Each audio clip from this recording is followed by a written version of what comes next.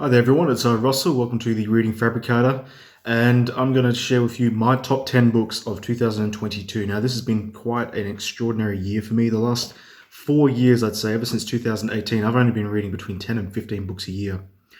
Quite a short amount. I just really had a lull going on there. 2018 was the last time I actually read a decent amount of books. I think it was around 40, which doesn't seem like a lot compared to most people, but it's a lot to me. I generally try to read, one book per week or one book every couple of weeks, and then, digest that book, just research that book, try and find out as much as I can, process it quite a lot before I discuss it. But this year has been quite different. This year I've really pushed hard and I've been able to get through, I think, 33 books, which for me, that's quite good. And I want to share with you the ones that struck a chord with me. So coming in as an honorable mention is Blue Nights by Joan Didion. This short little autobiographical piece, which came off the heels of her really massively best-selling book, The Year of Magical Thinking, which was to do with Joan's marriage to John Gregory Dunn and his death, basically. I feel that I should have read that one first before reading this one first. This one deals with her relationships with her daughter, Quintana, who died not long after her husband, and it's a very almost melancholic piece of work. There was quite a few moments that are quite emotional, even though in a way she writes as though she keeps you at arm's length. But when you push through that and really delve deep into her writing, you'll see some true emotion there. So there's some wonderful passages in this quite extraordinary book of hers. I've yet to find a piece of writing by her that I dislike. The closest I think I came was her fiction book, Play It As It Lays. I liked it, but I didn't think it was great. But as it stands, I still think her best book that I've read is the non-fiction essay collection, The White Album. So for those who haven't read it, check that one out if you want to get into her work.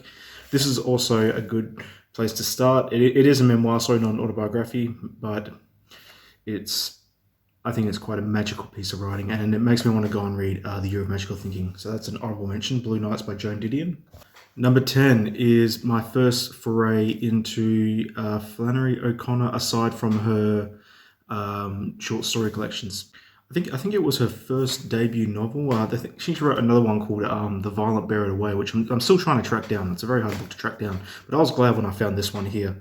And it sort of details a really alarming kind of clash between just religion and in particular this one character by the name of Hazel Motes, who comes back from the armed services, returns to this very evangelical South, and goes around starting to preach his own religion and failing at it miserably. Mostly to get back at this supposedly blind preacher by the name of Asa Hawkes and his basically degenerate daughter. It's a very brutal book in terms of its themes, but there's also this wonderful section in it, which is also a short story on its own right called Enoch and the Gorilla. Everything involving Enoch I found quite fascinating. He's a really interesting supporting character. And as an introduction into her novel work, I think Mai's Blood certainly struck a chord with me. It is a strange piece of fiction, but a worthwhile one nonetheless. I still think her best writing is her short story collections, but this is still a great book. It made my top 10. Wise Blood, Flannery O'Connor. Number 9 is This Memoir by Deborah Curtis, Touching from a Distance, Ian Curtis and Joy Division.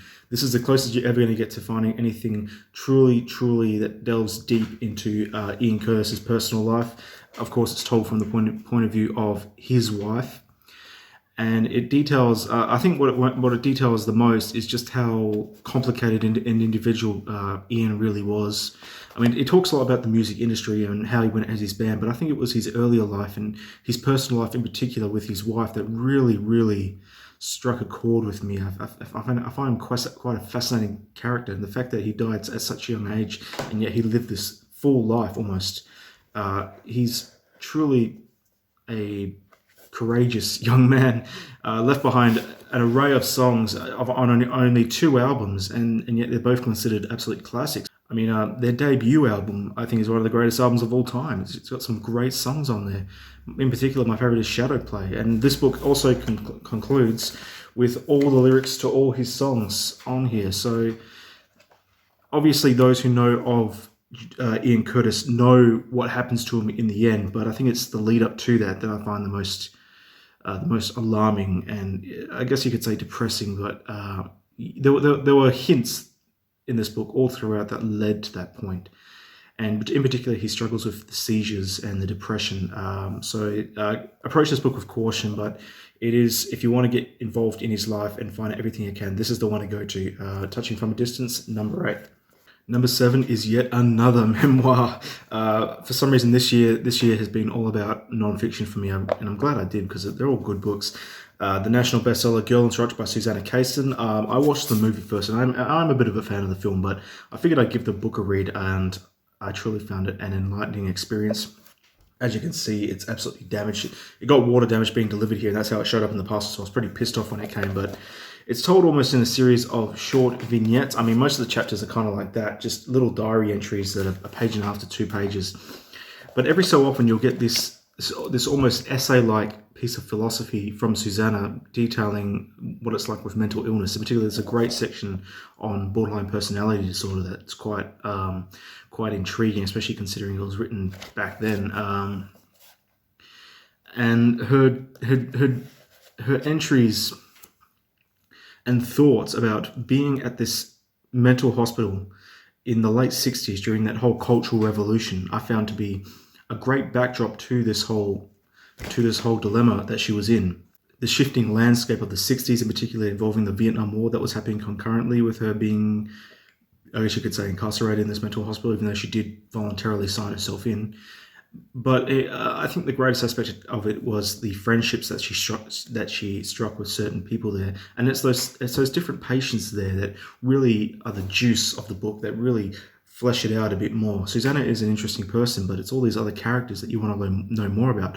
They're only touched on briefly, but I really wanted to find out more about the 2 Lisas in the book, and Georgia, and plenty of others. There's a really sad moment where they go to visit one of the patients who had basically a massive mental breakdown, and when they go to see her in the other ward, which is basically a lockdown ward where they completely isolate them, and seeing that she's using feces and writing on the walls, it's truly a sad moment. So there's parts in the book that are sad, but there are also parts in this book that are in a way quite funny, and I think it all balances out to a quite exquisite piece of non-fiction. I was quite enamored with this book, actually. I didn't think I'd like it as much as I did, but that's Girl Interrupted.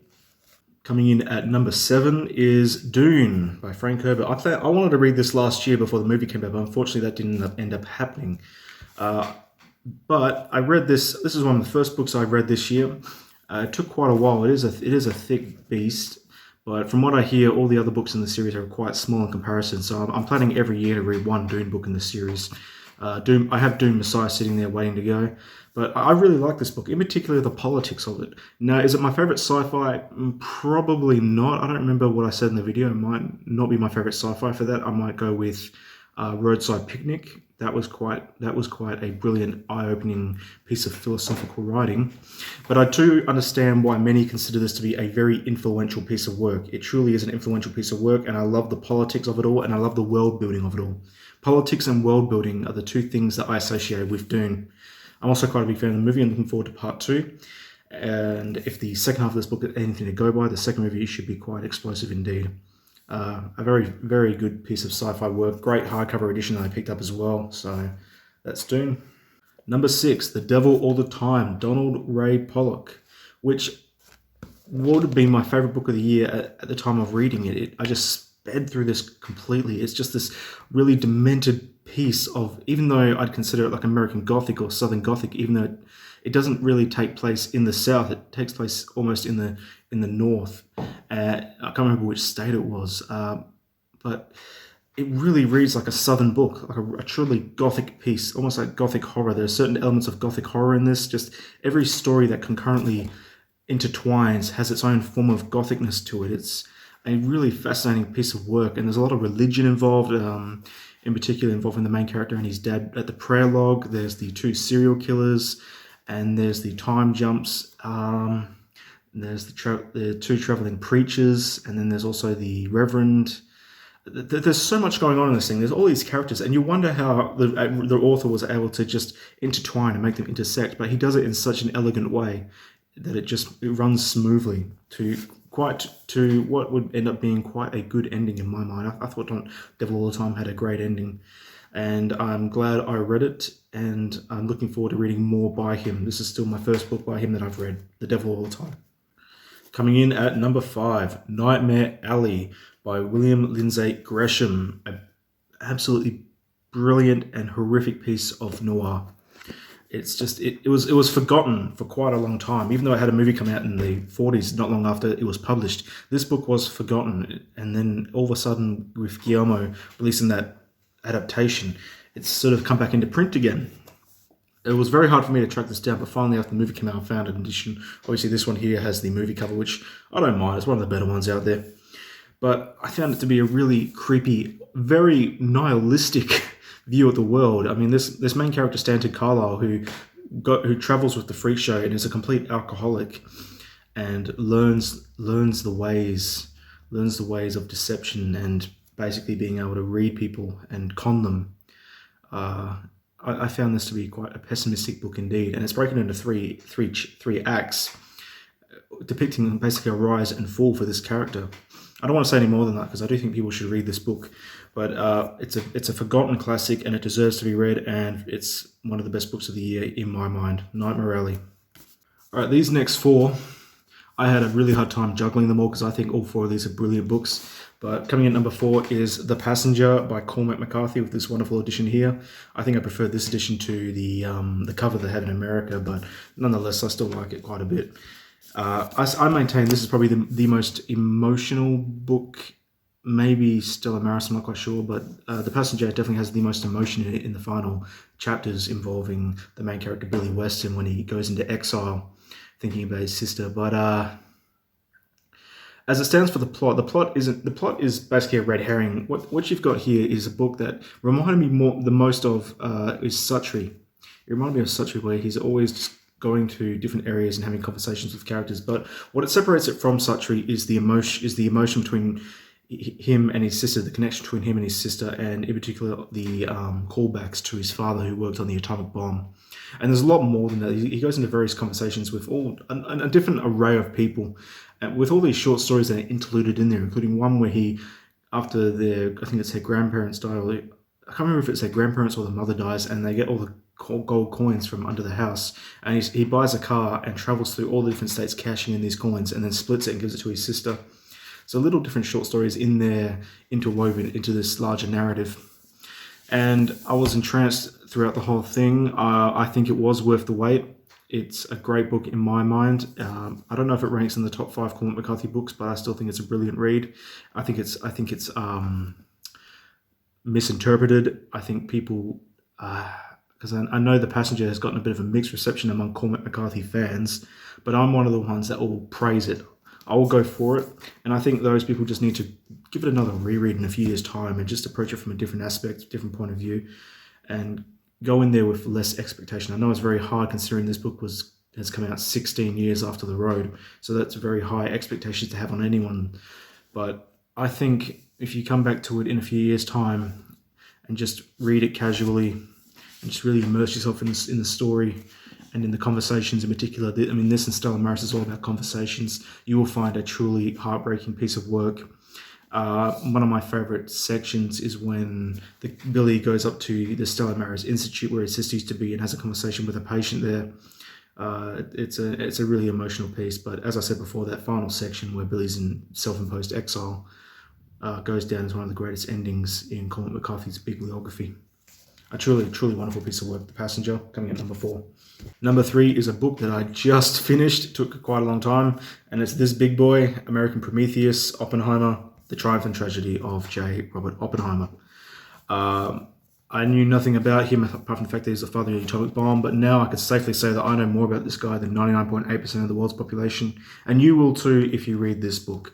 Everything about it spoke tragedy to me. I know it says the triumph, but the triumph reflects on the successful testing of the atomic bomb. But in reality, after that whole thing, Oppenheimer sort of had a massive downfall after that. So it was a short-lived success for a major piece of tragedy that would come thereafter, not just to him, but to various people affiliated with him, including his own children, who suffered the downfalls of the whole hearing process as well, that got his security clearance revoked. He's a very complicated individual. He's a tragic figurehead in physics. He was considered a martyr. He shouldn't have had what happened to him but if you take away all that and just focus on the man himself and his contributions to physics, particularly everything from 1945 before then, he was on track to possibly winning a Nobel Prize. Obviously, his ideals kept him from winning that, and everything he did in 1945 afterwards, I guess he didn't really contribute that much to physics, but he was still considered a hefty figurehead that people respected quite a lot, especially when he gave lectures. He's a fascinating individual. He's one of the most interesting scientists that I've come across in a long time. And I will not forget this book, and especially the sections about the whole Communist Party aspect, him being affiliated with Jean Tatlock and obviously with his future wife, Catherine Oppenheimer, and those two being quite well interconnected with the Communist Party, which also led to his downfall. You could see it right from the start that he was doomed, and it's a sad thing indeed. But there's little passages interspersed throughout that really lift your spirits when it comes to the guy, seeing that he can be quite a loving figure, quite a loving person to his children and to his wife, even though the wife was quite a headstrong woman, very, very hard to be around. And you could see that he truly did care about Jean, even with all her depressions and all that. And especially about being around New Mexico, having an absolute love for the land, and being a true patriot of America in general. He's a great man, and this is a great book. Approach with caution because it's a dense read, but it's well worth your time. Oppenheimer American Prometheus, number 3. Number 2 is Geek Club, Catherine Dunn. Now beware, the copy that I got includes 40 pages that are from another book entirely, so I was very confused when I got to that section there. But the rest of the book is quite good. Actually, I take that back. It's fantastic. It's absolutely fantastic. About 80% of this book would rank as the best book of the year for me. Unfortunately, it's that 20% that takes place in the present, involving the main character, and that I just didn't fall for. But everything that takes place in the past, involving all the siblings, the Siamese twins, the Aquaman boy, and the kid with telekinesis, and their build up to this massive tragic event, and traveling around in a carny show, and the Aqua boy just opening his own cult-like society. It all just unravels and builds up. There's just so much going on in this book that really struck a chord for me. It is so different from any other book that I've ever read. Geek Club is in a league of its own, in a completely different world of its own. It's so different. It's wonderfully descriptive. It's a tremendous piece of literary fiction, and it's also grotesque. There are some really grotesque moments in this, including the short story involving the bagman, the man that wears a bag over his head to cover his deformity. And if you want to find out about deformity, by all means, read the book. But I really fell for this book hard. I truly do think that with every reread, I'll pick something up new from it. So I'm gonna come back to this book in future years and keep on going for it. I heard that Tim Burton wanted to make this into a movie, but I honestly can't see it. I think Tim Burton's got too much sentimentality to him to be able to pull off the grotesquerie of this book. Even his most grotesque movies like Sleepy Hollow and I guess you could say Sweeney Todd are nowhere near as grotesque as this. I could see someone else, maybe like Guillermo del Toro, pulling it off, but not Tim Burton. But for a family of truly despicable and grotesque characters, the Boniuskis are hard to beat. And they are loving to each other, but it just gets worse and worse as you read on the things they end up doing to each other. Give this a read, Geek Club. You won't regret it. Catherine Dunn, number 2. And my favorite book of the year, for those who watch my channel, you will obviously know what it is. It's a recent one. It is Stella Maris by McCarthy. I completely fell head over heels for this book. I still maintain that Alicia Weston is one of the best characters that he's conjured up in the entirety of Cormac McCarthy's bibliography. It's his first main female character since the sister in Outer Dark. And the conversations she has with this psychiatrist are amongst the most intellectually dense and engaging that I've come across in a long time. I haven't read a book like this ever. This is a whole new experience for me, and I was enthralled. It's a very quick read. I did this in about 4 hours, and so can you. And it's split in, I think, 5 or 6 different transcripts, and each one is truly a blessing for McCarthy to write. It details everything from mathematics to physics to philosophy, even a little bit of religion thrown in there, and obviously the makings of the universe. And there's so many great passages in this that rank among the best that he's ever written. There's obviously a few words here or there that you'll need to go to the dictionary for, but it's nothing like in, say, Suttree, where Suttree has so many $1,000 words that you have to look it up. He still makes this eminently readable, even though it is an intellectual piece of, I guess you can call it McCarthy or call it McCarthy 3.0. This is everything he's ever learnt in his entire history of writing and being at the Santa Fe Institute, compiled into one short book. Even though it's all basic beginner stuff, it's still quite good. And the themes that are involved in it are second to none compared to any other book that I've read this year. He really makes you appear to be a smarter person when you read him, and he makes you glad to be a reader. It made me glad to keep on reading. And that's what a good novelist should do, is make you want to keep on reading. He truly produced a 5-star read for me with this book. This was the only 5-star read of the year. And I plan on rereading The Passenger and this in the near future. I truly do. So that is my top 10 books and an honorable mention. So I think there was 4 non-fiction books there that I mentioned. So it was quite a good year for non-fiction for me. I'm quite pleased with myself for getting through that. I sort of had to do a bit of a come down from Oppenheimer because it was so goddamn dense. So now I picked up a Neil Gaiman book and I'm going to work my way through that. And the other books by Neil Gaiman that I've read are Coraline and American Gods. I liked Coraline. I didn't like American Gods that much, but I picked up a Nancy Boys because I heard that it's got a character from that in a Nancy Boys. So hopefully I'll like this one maybe more. I don't know yet. I've yet to find a Neil Gaiman book that I truly love. But other than that, I hope you've had a good holiday and Christmas, and yeah, catch you on the next one. See you.